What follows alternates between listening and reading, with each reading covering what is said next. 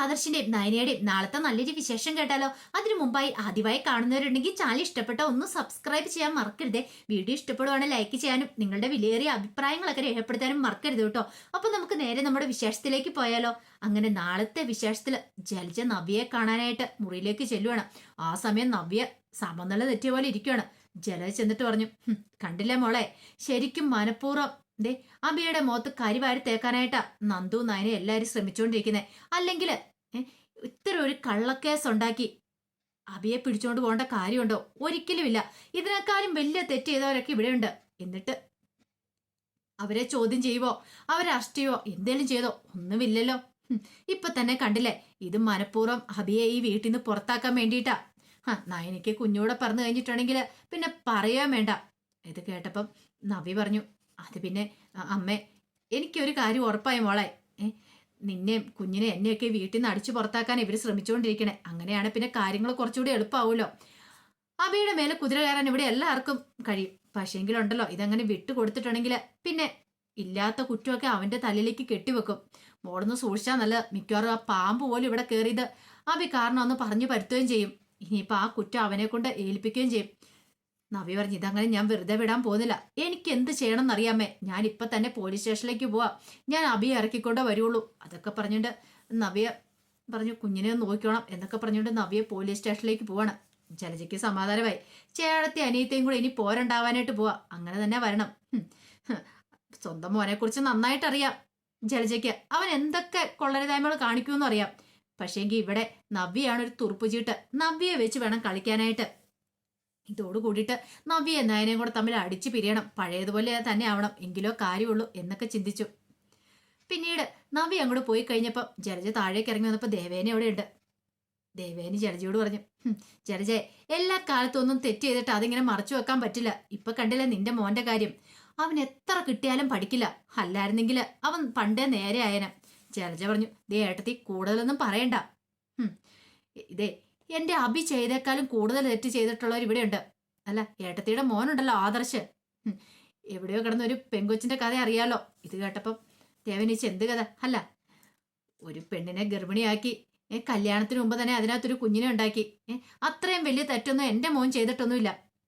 ഇത് ജലജ അനാവശ്യം പറഞ്ഞാണ്ടല്ലോ. അനാവശ്യമാണോ? അത്രയും വലിയ തെറ്റ് ചെയ്ത ആദർശ് ഇവിടെയുണ്ട്. എന്നിട്ടോ എന്റെ മോനൊരു ചെറിയ തെറ്റ് ചെയ്തു കഴിഞ്ഞപ്പോ അത് വലിയ അന്താരാഷ്ട്ര പ്രശ്നമാക്കിയിട്ട് അവനെ അറസ്റ്റ് ചെയ്ത് കൊണ്ടുപോയിരിക്കുന്നു. ഇതിന് മാത്രം വലിയ തെറ്റൊന്നും അവൻ ചെയ്തിട്ടൊന്നുമില്ല. അപ്പോഴേക്കും ദേവേനി പറഞ്ഞു, ജലജ, നീ കണ്ണടച്ചിരുട്ടാക്കാൻ ശ്രമിക്കണ്ട, വെറുതെയാ. ഇവിടെ നടക്കുന്ന പല കൊള്ളരുതായ്മയ്ക്കും കാരണം അവൻ ഒറ്റൊരുത്തനാ. അവൻ കാരണമാണ് ഈ പ്രശ്നങ്ങളെല്ലാം ഉണ്ടായിരിക്കുന്നത്. ഇപ്പൊ പാമ്പ് ഈ വീട്ടിൽ വന്ന എങ്ങനെയെന്ന് പോലും സംശയമുണ്ട്. പാമ്പിനെ കൊണ്ടുവന്ന് വിട്ടാണോന്ന് സംശയമുണ്ട്. ഓ, ഇപ്പൊ അത് ഏട്ടത്തെ അവന്റെ തലയെ കെട്ടിവെക്കാൻ നോക്കുവാണോ ഒരു പാമ്പ് കയറിയത്? അതെ, പക്ഷെ പാമ്പിന്റെ കൊത്ത് കിട്ടിയത് നിനക്കല്ലേ. ജലജ ഒന്നും ഞെട്ടിപ്പോയി. എടി, അത് ദൈവം തമ്പരാൻ തന്ന ശിക്ഷയായിരിക്കും. ഒരു പക്ഷെ നീയും നിന്റെ മകനും കൂടെ ചേർന്നായിരിക്കും അതൊക്കെ ചെയ്തിട്ടുണ്ടായിരിക്കുക. ദേ ഏട്ടത്തി, അനാവശ്യം പറയരുത്. അങ്ങനെ എന്തേലും ആണെങ്കിൽ പാമ്പ് എന്നെ വന്ന് കൊത്താൻ വരുമോ? ഞാൻ പാമ്പിന് മുന്നിൽ പോയി നിന്ന് കൊടുക്കുവോ? നീ പോയി നിന്നല്ല, അബദ്ധപ്പെട്ട എങ്ങാണ്ട് പാമ്പ് ഇറങ്ങി വന്നാ നിങ്ങൾക്ക് എവിടെയോ പിഴച്ചുപോയി. ഇനി അത് പറഞ്ഞാൽ മതിയല്ലോ. എന്റെ മോൻ അങ്ങനെ ഒരിക്കലും തെറ്റ് ചെയ്യുന്നവനൊന്നുമല്ല, എനിക്ക് നന്നായിട്ടറിയാം. അവന്റെ മേൽ ഇല്ലാത്ത കുറ്റങ്ങളൊക്കെ ചുമത്തി അവൻ ഇവിടുന്ന് അടിച്ചിറക്കാനായിരിക്കും എല്ലാവരുടെയും പുറപ്പാട്. അതൊരിക്കലും നടക്കില്ല, നമുക്ക് കാണാം എന്നും പറഞ്ഞിട്ട് ജലജ ഒരു കൊടുങ്കാറ്റ് പോലെ അകത്തേക്ക് കയറിപ്പോയി. അപ്പോഴേക്കും നയന വന്നിട്ട് ദേവേനോട് പറഞ്ഞു, എന്റെ അമ്മേ, വെറുതെ എന്തിനാ അപ്പച്ചിയോട് ഇങ്ങനെയൊക്കെ പറയുന്നോണ്ട് ഒരു പ്രയോജനമില്ല. അപ്പച്ചിയുടെ സ്വഭാവം അറിയാലോ. അപ്പച്ചി ഇപ്പൊ നവ്യേച്ചയെ വെച്ചോണ്ടാ കളിച്ചോണ്ടിരിക്കുന്നത്. അബിയുടെ അപ്പച്ചിയുടെ ഏറ്റവും വലിയ തുറപ്പിച്ചിട്ട് ഇപ്പൊ നവ്യേച്ചി ഏതാണ്ട് അബീനെ ഇറക്കൂന്നും പറഞ്ഞിട്ട് പോയിരിക്കുക. ഇതിങ്ങനെ പോയ ഏതറ്റം വരെ പോകുന്ന അറിയത്തില്ല. നവേച്ചി ഇപ്പൊ നമ്മളെ കാണുന്ന ശത്രുക്കളായിട്ടാ. നമ്മൾ എന്തൊക്കെയോ കാണിച്ചിട്ടാന്ന് ഓർക്കുന്നേ. എന്റെ മോളെ, ഇതിപ്പോ ശരിക്കും പറഞ്ഞാല് ഉള്ള സത്യാവസ്ഥ അങ്ങ് തുറന്നു പറയണ്ട. അബിയുടെ കുഞ്ഞാണ് ചന്തുമോളെന്നുള്ളേ. അത് ഒളിച്ചു വെക്കുന്നിടത്തോളം കാലം അവരിങ്ങനെ കിടന്ന് കുറച്ചോണ്ടിരിക്കും. സത്യാവസ്ഥ അങ്ങോട്ട് പറഞ്ഞാൽ തീരാവുന്നല്ലേ ഉള്ളൂ. അത് ശരിയാമ്മേ, പക്ഷെങ്കിൽ അങ്ങനെ അറിഞ്ഞിട്ടുണ്ടെങ്കിൽ നവ്യേച്ചിയുടെ ജീവിതം അതോടുകൂടി തകർന്നു. അത് ഓർത്തിട്ട് മാത്രമാ ഞാൻ. അല്ലായിരുന്നെങ്കിലുണ്ടല്ലോ, ഞാൻ പണ്ടേ അവന്റെ കള്ളത്തരം പുറത്തു കൊണ്ടുവന്നാനും. അത് മാത്രമാണോ ആനകയെ കൊല്ലാൻ നോക്കിയത്? നമുക്ക് ചിന്തിക്കാൻ പറ്റുന്നതിൽ അപ്പുറത്തെ കാര്യങ്ങളൊക്കെ അല്ലേ. ഇതങ്ങനെ വെറുതെ വിടാനായിട്ട് നന്ദു എന്താളും ഉദ്ദേശിച്ചിട്ടില്ല. കുറെ കാലമായി നന്ദു കാത്തുകാത്തിരിക്കുന്ന അവനെ കൈ കിട്ടാൻ വേണ്ടിയിട്ട്. അവൻ ചെയ്ത കൊള്ളരുതായ്മകള് സ്വന്തം വീട്ടിൽ നിന്ന് മോഷ്ടിക്കാവുന്ന രീതിയല്ലേ കാണിച്ചേക്കുന്നേ. ജ്വല്ലറിയില് തിരിമറി നടത്തുക, ഉം. കള്ളക്കടത്ത് സ്വർണം കൊണ്ടുവന്ന് വെളുപ്പിച്ച് ജൂവലറുടെ മുദ്രയെ കൊടുക്കുക. ഇത്രയും വലിയ ആ, കാര്യങ്ങളെ കാണിച്ച് അവനെ പിന്നെ വെറുതെ വിടുവോ? പോരാത്തതിന് മുത്തശ്ശന്റെ പൂർണ്ണ പിന്തുണയുണ്ട് നന്ദുവിന്. എന്ത് വെള്ളം ചെയ്തോടാ പറഞ്ഞേക്കുന്നേ, സത്യം പുറത്തു വരണം, അത്ര മാത്രം മുത്തശ്ശൻ പറഞ്ഞിട്ടുള്ളൂ. ദേവേനി പറഞ്ഞു, അങ്ങനെ എന്തേലും അറിയുവാണെങ്കിൽ ഉറപ്പായിട്ടും അവൻ ഇവിടുന്ന് അടിച്ചു പുറത്താക്കും അച്ഛൻ. അതിനൊരു മാറ്റമില്ല. കാരണം ബാക്കിയെല്ലാം പൊറുക്കും അച്ഛന്. ചതി ചെയ്തിട്ടുണ്ടെ പൊറുക്കാൻ പറ്റില്ലെന്ന് പറയണം. ഈ സമയത്ത് അബിയെ നന്ദു ചോദ്യം ചെയ്യുവാണ്. സത്യം പറയടാ, ഏ ആ സ്വർണ്ണക്കടത്ത് കേസിൽ നിനക്ക് എത്ര രൂപ കിട്ടി എന്നൊക്കെ ചോദിക്കണം. എനിക്കൊരു രൂപയും കിട്ടിയിട്ടൊന്നുമില്ല. വെറുതെ കള്ളത്തരം പറയരുത്. നല്ല ഇടി കൊടുക്കുവാണ്. കാരണം കുറ്റി നോക്കി കൊടുത്തു. ഒടുവില് അബി പറഞ്ഞു, അത് പിന്നെ സത്യമായിട്ട് പറഞ്ഞാൽ നിനക്ക് രക്ഷപ്പെടാന്ന് പറയണം. അബിക്ക് കുറ്റം സമ്മതിക്കേണ്ടതായിട്ട് വന്നു. പിന്നീട് ചോദിച്ചു, ആ പാമ്പിനെ കൊണ്ടുവന്ന് വിട്ട് നീയല്ലേടാ? അത് വിസമ്മതിക്കണം. എടാ, അതിന്റെ കൃത്യമായിട്ടുള്ള വിവരങ്ങൾ കിട്ടിയിട്ട് തന്നെയാ. പാമ്പിനെ കൊണ്ടുവന്ന ആള് തന്നെ സംഭവിച്ചിട്ടുണ്ട്. പാമ്പിനെ കൊണ്ടുവന്ന ആരാ എന്താന്ന് എങ്ങനെയാന്നൊക്കെ. അത് മാത്രമല്ല, അനഘയെ കൊല്ലാൻ വേണ്ടി ശ്രമിച്ചേ. നല്ല ഇടി കിട്ടിയിട്ടുണ്ടെ പിന്നെ അബിക്ക് വെറുതെ ഇരിക്കാൻ പറ്റുമോ? എടാ, നിന്നോട് എനിക്ക് ഒരു പരിഗണനയില്ല എൻ്റെ ചേച്ചിയുടെ ഭർത്താവ് എന്നുള്ള രീതിയിൽ. കാരണം എൻ്റെ നായനേച്ചിയെ കൊല്ലാൻ ശ്രമിച്ച നായനേച്ചിയുടെ വയറ്റി വരുന്ന കുഞ്ഞിനെ കൊല്ലാൻ ശ്രമിച്ചാ നീ. അങ്ങനെയുള്ള നിന്നെ ഞാൻ വെറുതെ വിടുമെന്ന് കരുതിയോ? ഒരിക്കലുമില്ല. നീ അനുഭവിക്കേണ്ടവൻ തന്നെയാ. നീ ഇവിടെ കിടന്ന് തീരണം. ഇനി ഇവിടുന്ന് നിന്നെ ജയിലിലേക്കാ നേരെ വിടാൻ പോന്നെ. നിനക്ക് വേണ്ടി ജാമ്യം എടുക്കാനായിട്ട് നവേച്ച് വരുമായിരിക്കും. വരട്ടെ, വരുന്നവരൊക്കെ വരട്ടെ. എത്ര പേര് വന്നാലും ഞാൻ സത്യത്തിന്റെ നീതിയുടെ ഭാഗത്ത് നിൽക്കുള്ളടാ. നിനക്ക് മാക്സിമം ശിക്ഷ മേടിച്ചു തരാനും ഞാൻ നോക്കുള്ളൂ. അങ്ങനെയെങ്കിലും എന്റെ നവേച്ചും കുഞ്ഞും ഒന്ന് രക്ഷപ്പെട്ടു പോട്ടെ. നിന്നെ പോലെ ഒരുത്തൻ ഒരിക്കലും എന്റെ നവേച്ചിക്ക് ചേരുന്നവനല്ല. അങ്ങനെ പറഞ്ഞ് നല്ല ചത കൊടുത്തു. മുഖത്തൊക്കെ നല്ല പാടുകളും കാര്യങ്ങളാണ്. അബി ഇടി കൊണ്ടും അടുത്ത്. ആ സമയത്താണ് നവ്യ അങ്ങോട്ടേക്ക് വരുന്നത്. അവനെ പുറത്തിറക്കാൻ വേണ്ടി വരുന്ന.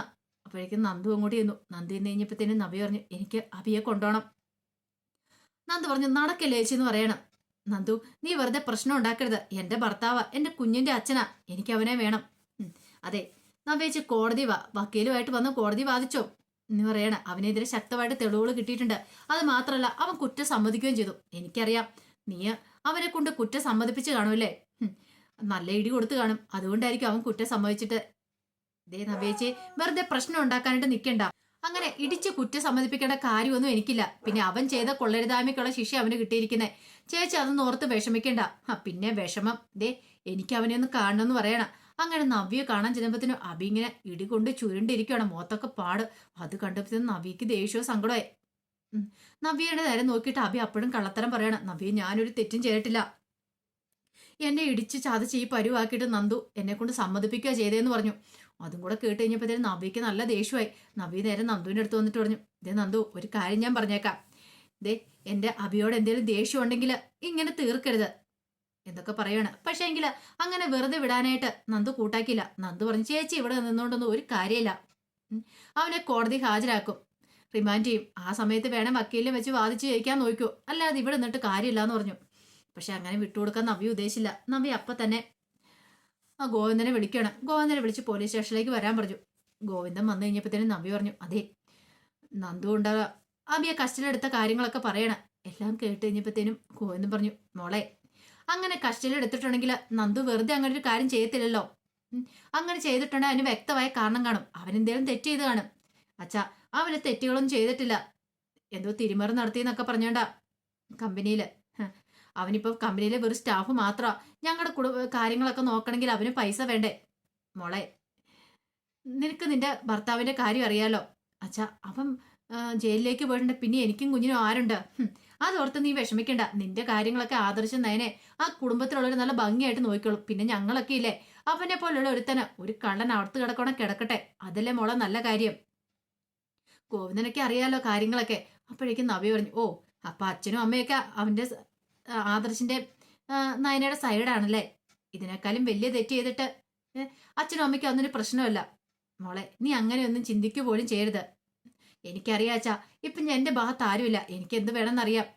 അവനെ പുറത്തിറക്കാൻ വേണ്ടുന്ന കാര്യങ്ങളൊക്കെ ഞാൻ ചെയ്തോളാം. അപ്പോഴേക്കും ഗോവിന്ദൻ പറഞ്ഞു, മോളെ, നീ അവസാനം തോറ്റു പോകത്തുള്ളൂ. നന്ദുവിനെ നയനെയും വെല്ലുവിളിച്ച് നീ ഓരോ കാര്യങ്ങൾ ചെയ്തിട്ടുണ്ടെങ്കിൽ സത്യങ്ങളൊക്കെ അറിഞ്ഞു കഴിയുമ്പോൾ നീ തന്നെ തോറ്റുപോകും. ആയിക്കോട്ടെ, എല്ലാവരും അവന്റെ ഭക്ഷത്ത് നിന്നോ, പക്ഷെ എനിക്ക് ജയിച്ചേ മതിയാവുള്ളൂ. എനിക്ക് അവനെ പുറത്തിറക്കിയാൽ മതിയാവുള്ളൂ പറഞ്ഞ് നവ്യ അങ്ങോട്ട് പോയി. ആ സമയം ഗോവിന്ദൻ പോയി നന്ദുവിനെ കാണുവാണ്. നന്ദു ഇപ്പൊ കാര്യങ്ങളൊക്കെ അച്ഛനോട് പറയണേ, എന്തൊക്കെയാ കാര്യങ്ങളെന്നൊക്കെ. എല്ലാം കേട്ട് കഴിഞ്ഞപ്പോഴത്തേനും ഗോവിന്ദൻ പറഞ്ഞു, എനിക്കറിയാം മോളെ കാര്യങ്ങളൊക്കെ. അവനെ കുറിച്ചുള്ള സത്യങ്ങളൊക്കെ നമ്മളും മനസ്സിലാക്കിയിട്ടുള്ളതല്ലേ. പക്ഷെ അച്ഛ, നവ്യേച്ചി വിശ്വസിക്കുന്നില്ല ഞാൻ പറഞ്ഞിട്ട്. അവളുടെ സ്വഭാവം പണ്ടേ അറിയാവുന്ന ആളല്ലോ. അവൾ എന്തോ വാശി പോലെ വെല്ലുവിളിച്ചിട്ടാ പോയിരിക്കുന്നേ. പുറത്തിറക്കുമെന്നും പറഞ്ഞുകൊണ്ട് നന്ദു പറഞ്ഞു ഇനിയിപ്പോ എന്ത് വെല്ലുവിളികൾ നടത്തിയിട്ടും കാര്യമില്ല. കാരണം ആ, അവനെതിരെ തെളിവുകളൊക്കെ ശക്തമായിട്ടുണ്ട്. തെളിവുകളൊക്കെ കോടതി ഹാജരാക്കാൻ പോവാ. അതുകൊണ്ട് അവന് പെട്ടെന്നൊന്നും ഇനിയിപ്പോ നവേച്ചിക്ക് പുറത്തിറക്കാൻ പറ്റില്ലെന്ന് പറയാണ്. അവന് കിട്ടേണ്ട ശിക്ഷ തന്നെ കിട്ടണം. അവൻ അനുഭവിക്കട്ടെ എന്നൊക്കെ പറയാ. ഈ സമയം സമനില തെറ്റിയ പോലെ നവ്യ പോവാണ്. എങ്ങനെയും പുറത്തിറക്കണം എന്നൊരു ചിന്തയോട് കൂടിയിട്ട്.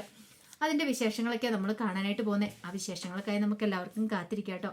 ഒരിക്കൽ കൂടി എല്ലാവർക്കും ശുഭരാത്രി നേർന്നുകൊണ്ട് നിർത്തുന്നു.